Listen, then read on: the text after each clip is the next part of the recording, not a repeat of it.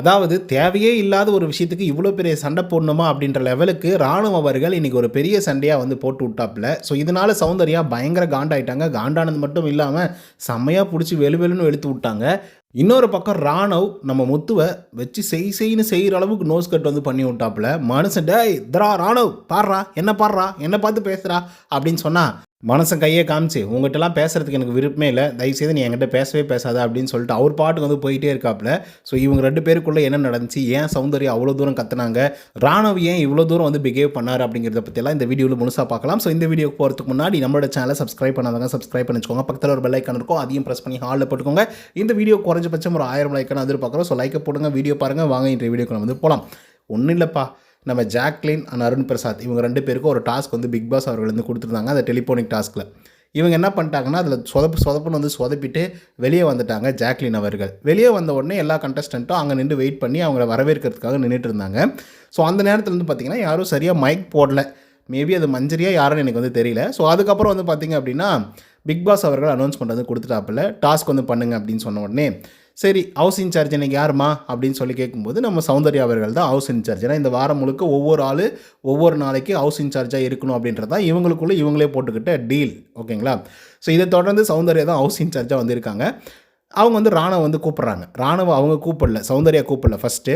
ஆனால் வந்து மஞ்சரி அதுக்கப்புறம் முத்துக்குமரலாம், ராணவ் வாடா நீ வந்து டாஸ்க் பண்ணடா அப்படின்னு வந்து கூப்பிட்ட உடனே அவருக்கு செம்ம காண்டாயிடுது. என்ன இது, வீட்டுக்குள்ளே யார் என்ன பண்ணாலும் என்ன தான் கூப்பிடுவீங்களா?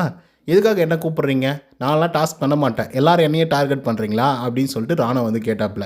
ஸோ இதை கேட்ட உடனே முத்துக்குமரன், டேய் நாங்கள் என்னடா டார்கெட் பண்ணுறோம், டாஸ்க் பண்ணுன்னு சொல்கிறதுல போய் என்னடா டார்கெட்டு, இதெல்லாம் ஒரு விஷயமாடா அப்படின்னு சொல்லி மஞ்சரியும் முத்தும் பேசுகிறாங்க. அதுக்கப்புறம் கம்முன்னு ஆயிடுறாப்புல நம்மளுடைய ராணவ். அதுக்கப்புறம் சௌந்தர்யா கூப்பிட்டு ஒரு டாஸ்க் கொடுக்குறேன் அப்படிங்கிற பேரில் பரதநாட்டியம் வந்து சொல்லி கொடுக்குறாங்க. பரதநாட்டியம் ஏதோ முடிஞ்ச அளவுக்கு வந்து ஆடுறாப்புல நம்ம மனுஷன். சௌந்தர்யா ஆடுறதே ஒரு அரைக்குறை, அதில் ஒரு அரைக்குறையாக ஆடுறாப்புல ராணவ். ஸோ இது வந்து ஆடிட்டே இருக்கும்போது முத்துக்குமரன் என்ன சொல்கிறான்னா, அவனை நல்லா ஆட சொல்லுங்கள், எல்லோரும் இருக்கும்போது வந்து ஆட சொல்லுங்கள், அதே மாதிரி சொல்லுங்கள், இந்த மாதிரி மைக் சரியாக போடுங்க அப்படின்னு சொல்லி இவர் இடையில் வந்து பேசினோடனே ராணவுக்கு செம்ம கோவம் வந்துடுது. முத்து அவங்க தானே ஹவுஸ் இன்சார்ஜ், அவங்க தானே டாஸ்க் கொடுக்குறாங்க, அவங்க கொடுக்கட்டும், நீ எதுக்கு வந்து இடையில வந்து பேசிகிட்டு இருக்க, சும்மா அந்த மாதிரிலாம் பேசுகிறவெல்லாம் வச்சுக்காது அப்படின்னு சொல்லி தாச்சு பூச்சின்னு வந்து கத்துறாரு. முத்துவுக்கு ஒன்றுமே போல, டே இர்றா அப்படின்னு வந்து கத்துறாப்புல முத்து. அவர் பாட்டுக்கு வந்து சொல்லிட்டு போயிட்டே இருக்கார் ராணவ். உடனே சௌந்தர்யாவுக்கு செம்ம காண்டாயிடுது. டேய் டாஸ்க் கொடுக்குறது நான், என்னை விட்டு உன் பாட்டுக்கு வந்து போயிட்டு இருந்தால் என்னடா அர்த்தம் அப்படின்னு சொல்லி கத்துறாங்க. உன்னுடைய பிரச்சனை என்ன தெரியுமா? இந்த வீட்டுக்குள்ளே யார் என்ன உன்னை வந்து சொன்னாலும் நீ வந்து எதுவுமே ஏற்றுக்கிறதே இல்லை, எதுவுமே கேட்குறதே இல்லை. அதுதான் உன்னுடைய பெரிய பிரச்சனையாக வந்துட்டு இருக்காது. நீ எப்போ தான் மாற்றிக்க போறியே தெரியல, வாழ்க்கையில் உன் கூடலாம் எப்படா வாழ்வாங்க அப்படின்லாம் வந்து பார்த்திங்கன்னா சௌந்தர்யா பிடிச்சி தாச்சு பூச்சின்னு வந்து கத்தி விட்டாங்க. இப்படி சௌந்தர்யா கத்தின உடனே அவர் மறுபடியும் வராப்பில், ராணவ் வந்துகிட்டே இருக்காப்புல. அந்த நேரத்தில் வந்து முத்துக்குமரன் வந்து பேசுகிறதுக்காக வராப்பில்.